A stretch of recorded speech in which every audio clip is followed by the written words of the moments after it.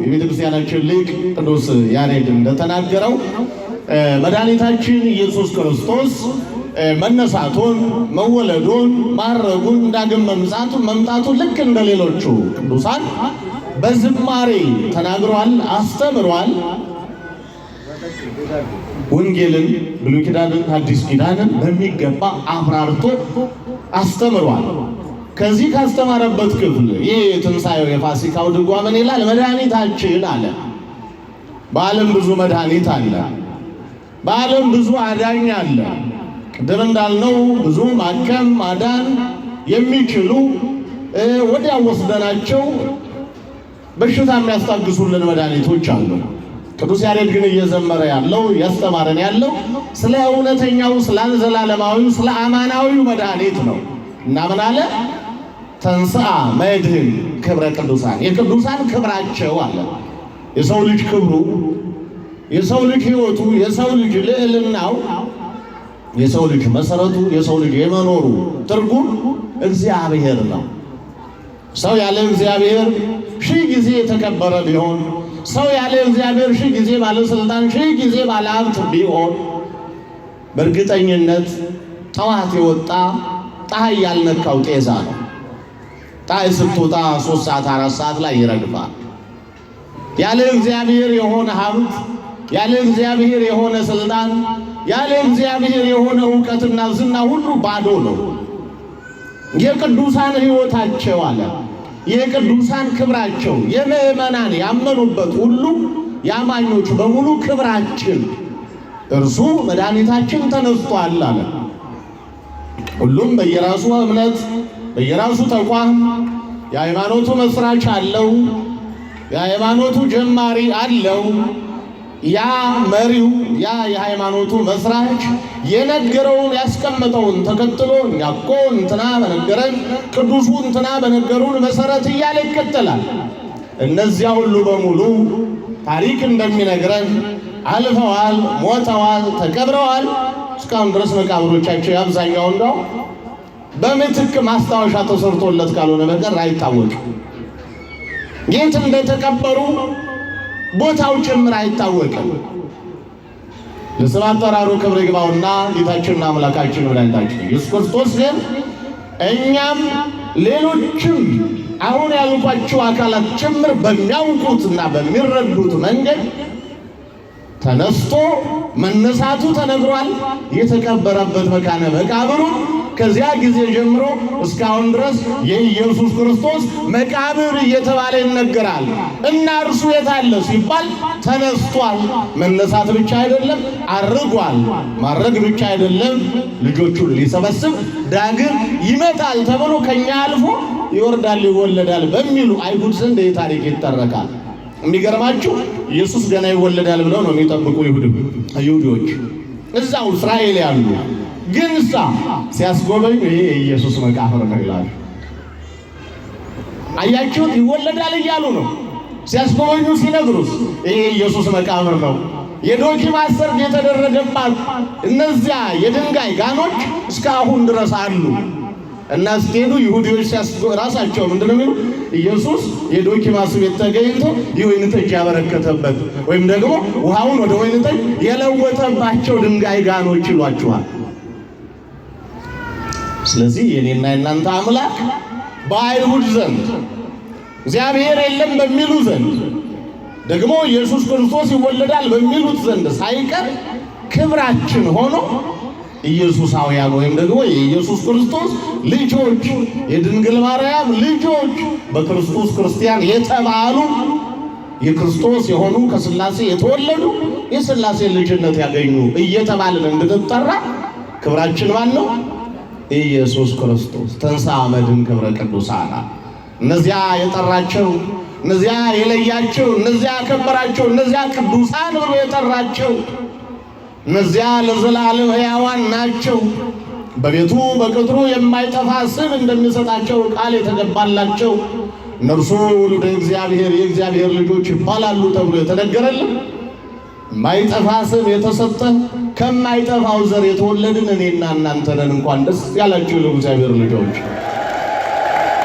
ስለዚህ ቅዱስ ያሬድ ምን አለ? ተንሥአ መድኅን ክብረ ቅዱሳን ሌሎቹም የሚመኩበት ክብራችን የሚሉት መነሻችን፣ መለያችን፣ መታወቂያችን የሚሉትን በሙሉ ሸኝተው ጨርሰዋል፣ የላቸው። የኛ ግን አለ ያሬድ ያውም በዜማ እኮ ነው፣ ለዚያውም ደግሞ በግጥም እኮ ነው። የዓለም መድህን ዓለሙን ሁሉ ያድን ዘንድ ቀራንዮ አደባባይ ላይ የተሰቀለው ለኃጥአንና ለጻድቃን ለሁሉም እኩል የተሰቀለ አምነው ለሚመጡ ሁሉ በሙሉ መድኃኒት ይሆን ዘንድ የተሰቀለው እርሱ እነሆ ዛሬ ተነስቷል። ደብተራው በዚህ ከስቅለቱ በኋላ ጠዋት ቅዳሜ ላይ ቀድሞ ሕያው ትንሣኤ እሙታን ይላል። ሕያው ያ የማይሞተው ሞት ለባህሪው የማይስማማው ረቂቁ መለኮት ግዙፉን ሥጋ ተዋህዶ እነሆ ተነስቷል። ከሙታን ተለይቶ ተነስቷል። መንሥኤሆሙ ለሙታን መንቅሔሆሙ ለሙታን ሙታንን የሚቀሰቅስ የሚያነቃቸው እንደነ አልዓዛር እንደነ ጣቢታ እንደነ ወለተ ኢያኢሮስ ተነሱ ብሎ የሚቀሰቅሳቸው አንድም ሙታንን ለዘላለም የሚያስነሳ ትንሣኤ ዘለክብር ለሕያዋን ለጻድቃን ትንሣኤ ዘለአሳር ለሙታን ለኃጥአን ይህንን ሁሉ የሚያድል እርሱ ኢየሱስ ክርስቶስ ተነስቷል ይላሉ ሊቃውንቱ። ጠዋት ቀዳም ስዑር ላይ ይመጡና ለዚህ ሊቁ ቅዱስ ያሬድ ምን አለ? ያ የቅዱሳን ክብራቸው የምእመናን ክብራቸው እርሱ ተነስቷል። የድንግል ማርያም ክብሯ ይኸው አሁን የሰማነው እየተነገረን የነበረው አሁን የነገርኳችሁ እንኳን ከዚያ በፊት መጋቤ ሃይማኖት መምህር ሰሎሞን በአት ተአምራት ሲነግሩን ነበር። አሁን የነገርኳችሁ እንኳን የዚህ ወንድማችን ታሪክ የዚህ ወንድማችን ዜና ገድል እንኳን ሲነገር ኪዳነ ምሕረት እናቴ ከልጇ አማለደችኝ። አያችሁ የኪዳነ ምሕረት ክብሯ፣ የኪዳነ ምሕረት ሞገሷ፣ የኪዳነ ምሕረት አማላጇ ጠይቃው የማታፍርበት የሚፈለገውን ሁሉ ለሚፈልጉ ለጠየቋት ምእመናን የምታሰጥበት ክብሯ ሞገሷ ማነው? እርሱ ማነው? ንገሩኝ። ኢየሱስ ክርስቶስ። አዎ ተነስቷል። እንኳን ደስ ያላችሁ። ተነስቷል እርሱ። የጻድቃን የሰማዕታት ክብራቸው፣ የነቢያት ክብራቸው፣ የካህናት ክብራቸው፣ የኔና የእናንተ የምእመናን ክብራችን ሞገሳችን እርሱ ኢየሱስ ክርስቶስ ተነስቷል። እርሱ ከተነሳ ደግሞ እኛ ምን እንሆናለን? አቤት እንነሳለን። ልጅ የሚወርሰው የአባቱን ርስት ነው አይደለም? ስለዚህ አባታችን እግዚአብሔር ከሆነ የአባታችን የእግዚአብሔርን ርስት ምን እናደርጋለን? እንወርሳለን። እሱ ተነስቷል፣ እኛም እንነሳለን። እሱ ሞቶ ቀርቶ ቢሆን ኖሮ ሞተን እንቀር ነበረ። እርሱ እንደተሰቀለ እዚያው ቀርቶ አውሬ ሥጋውን ተናጥቆት ቢሆን ኖሮ እኛም እንዲያሆነን እንቀር ነበረ። ግን እርሱ እንደተሰቀለ አልቀረም፣ ወረደ ወደ መቃብር። ከዚያስ በክብር ተነሳ። እርሱ ተሰቅሎ መዘባበቻ አይደለም የሆነው። እርሱ ተሰቅሎ ብቻ እንደ ወንበዴ ሞተ ተቀበረ አልተባለም። በመሰቀሉ ዓለምን አዳነ። እኔና እናንተም በክርስትናው ጸንተን አርአያ መሆን ስንችል፣ ጠንካራ ክርስቲያኖች መሆን ስንችል፣ የትኛውንም ፈተና እንደ ጉድፍ ቆጥረነው ተራ ነገር ስናደርገው ከኛ አልፎ ሌሎችን የማዳን ጸጋ ይኖረናል።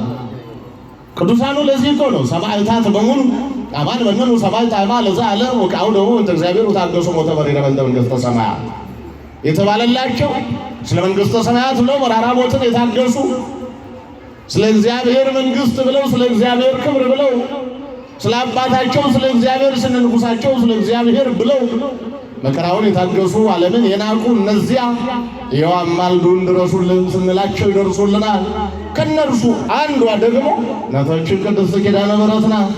የአይሁድ ማስፈራራት፣ የአጋንንት ፈተና፣ የሄሮድስ ዛቻ ያን ሁሉ ሕፃናት ሲጨርስ የግብፅ መከራ ሳይበግራት ከወዳጆቿ ከአገልጋዮቿ ከአረጋዊው ዮሴፍና ከቅድስት ሰሎሜ ጋር ያንን መከራ ስትቀበል ጽናት ክብር የሆናት ያ ጽናት ክብር ኃይል ሆኖ አብሯቸው የተሰደደው ንጉሥ ይኸው ለእኔና ለእናንተም ኃይል ክብር ጽን ሊሆንን እነሆ ተነሳለን።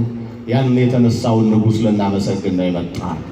እኛ የሞተ እኛ የወደቀ ያለፈ ታሪክ ልንናገር አይደለም የመጣ ነው። ሁልጊዜ አዲስ የሆነ ማለዳ ማለዳ አዲስ የሆነ ተነግሮ የማያልቅ ተነግሮ የማይጠገብ ተሰምቶ የማይሰለቸውን አማናዊውን ንጉሥ ኢየሱስ ክርስቶስን ልንሰብክ ነው የመጣ ነው። ለዚህ ነው አሁንም ሊቁ ቅዱስ ያሬድ ወልዶ መድኅነ ንሰብክ አለ። እነሆ እኛ አዳኙን እውነተኛውን መድኃኒት እግዚአብሔር አብ የባሕርይ ልጁን ኢየሱስ ክርስቶስን እንሰብካለን አለ። ሌላ የምንሰብከው ተራ ነገር የለንም። የምንሰብከው የእርሱን ማዳን ነው በሰማዕታቱ ገድል። የምንሰብከው የእርሱን ማዳን ነው በቅዱሳኑ ድርሳን። የምንሰብከው የእርሱን አባትነት የእርሱን ዘላለማዊ ሕይወትነት ነው በሰዓታቱ በቅዳሴ ነው። ይህ የማዳኑ ምስጢር፣ ይህ ትድግናው፣ ይህ ዘላለማዊ ሕይወትነቱ ላልገባቸው ሲነገር ተረት ነው። ቅዱስ ጳውሎስ ግራ ቢገባው አይቷቸው ግን ፈቀቅ የማይሉ ከጥፋታቸው የማይመለሱ ጥፋታቸውም የማይገባቸው ሆኖ ሲያገኝ ምን አለ? እስመ ነገረ መስቀሉሰ እበድ ውእቱ በኀበ ሕጉላን። በሚጠፉት እያዩት ቀብረውት፣ እያዩት ሰቅለውት፣ እያዩት ገድለውት ተነስቶ መነሳቱን ባላመኑ የመስቀሉን ኃይል የመስቀሉን ጽናት መስቀሉ ለምእመናን የዘላለም ማዕድ ኢየሱስ ክርስቶስ ለዘላለም የምእመናን ምግብ መሆኑን መመስከር ለማይችሉ ለእነርሱ የመስቀሉም የመሰቀሉም ነገር የተሰቀለውም ይሁን የተሰቀለበት እርሱ ተራ ነገር ነው አለ፣ ስንፍና ነው አለ። ለእኛ ለምናምንበት ግን የእግዚአብሔር ኃይል ነው። ወለነስእ ለእለ ድኅነ ኃይለ እግዚአብሔር ወይም ለእለ ነአምን ለምናምንበት ለዳን ነው የዘላለም ሕይወት የዘላለም ክብር ላገኘንበት ለእኛ ግን የዘላለም ኃይል ነው አለ። ለዘላለም እዚህ ነው በየትኛውም መንገጫገጭ፣ በየትኛውም ድካም፣ በየትኛውም መገፋት፣ በየትኛውም መውደቅ ውስጥ እንደወደቀን ያልቀረ እየተንገዳገድን ግን መልሰን ትልቅ የምንሆነው ለ40 ዓመት ለ5 ዓመት ለ10 ዓመት እንደ ኢትዮጵያ ኦርቶዶክስ ተዋሕዶ ቤተክርስቲያን እንኳን መዓት መከራዎች አስተናግደናል። 5 የመከራ ዘመናት የሚል መጽሐፍ አነባቸዋለሁ። ሙሉ የቤተክርስቲያንን ስቃይዋን ነው የሚናገር። እንዴት እንዳቃጠሏት፣ ክርስቲያኖች እንዴት እንዳለቁ፣ መናንያን ገዳማውያን ዓለምን ጥለው ሄደው እግዚአብሔርም ስለ ዓለም ሁሉ ስለ ጻድቃን ብቻ እኮ አይደለም ከጻድቃን ይልቅ ስለ ኃጥአን የሚያለቅሱትን እነርሱን እንዴት በአንድ ላይ በጅምላ እንደፈጇቸው። ሌላውን ተውት። የደብረ ሊባኖስ ታሪክ ፕሬስ ያሳተመው በቅርብ ድጋሚ ታትሞ ነበር። እስኪ አንብቡት። መናንያኑ እዚያ እግዚአብሔርን ተሰብስበው በይሁንና በሚያመልኩበት የሚያገለግሉበት በአንድ ጊዜ እንዴት ባዶ እንዳደረጓቸው። ግን ደብረ ሊባኖስ ተዘግቶ ቀረ እንዴ? ጠፋ እንዴ? አልጠፋም። ይኸው አምሮበት ሰፍቶ ይኸው ዘምኖ አለ። ምክንያቱም ዘላለማዊ ኃይል ስለሆነ መስቀሉ ቤተክርስቲያኒቷ መጨረሻ ላይ ያለው ዘላለማዊ ኃይል መቆጣጠሪያ እኮ ነው። ከፍ ያለ ተራራ ላይ ብዙ ጊዜ የሆነ እንትን መቃወሚያ የሚባል ነገር ይቆማል አይደል? እንደ ሀገር እኮ የቤተክርስቲያን መቃወሚያዋ ጠላት ዲያብሎስን መቃወሚያዋ እሱ ነው። እዚህ እኮ ነው እኛም አንገታችን ላይ የምናስረው እኮ ዲያብሎስን መቃወሚያ፣ ዲያብሎስን መምቻ መሳሪያ፣ ከዲያብሎስ የሚተኮሱ መሳሪያዎችን በሙሉ ማክሸፊያችን እኮ ነው።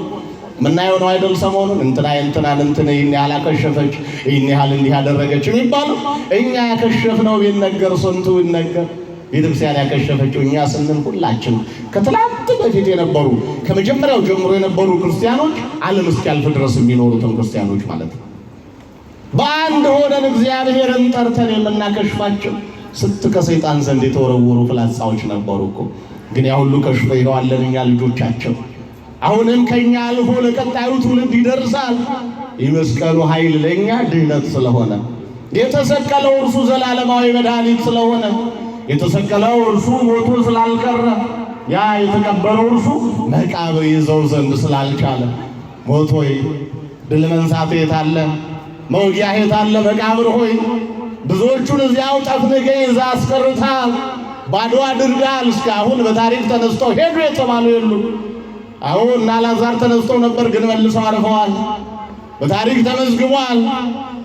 እነ ወለተ ኢያኢሮስ የንጉሱ ልጅ ወይም የመኮንኑ ልጅ ተነስታ ነበር። የመበለቲቱ ልጅ ተነስቶ ነበር፣ ግን መልሰው አርፈዋል። ብዙዎቹ ተነስተዋል። አጽም ሳይቀር ተነስቷል። በነ ኤልሳዕ ጸሎት አጽም ሳይቀር ተነስቷል። ነገር ግን እነዚያ ተመልሰው ወደዚያ ወደ አፈርነት ተለውጠዋል። እነዚያ ሁሉ ሄደዋል። ምን ነው ኢየሱስን ይዞ ማስቀረት አቃተህ ይላል። እርሱን ይዞ ማስቀረት ያቃተህ ኃይልህ የት ሄዶ ነው ይላል።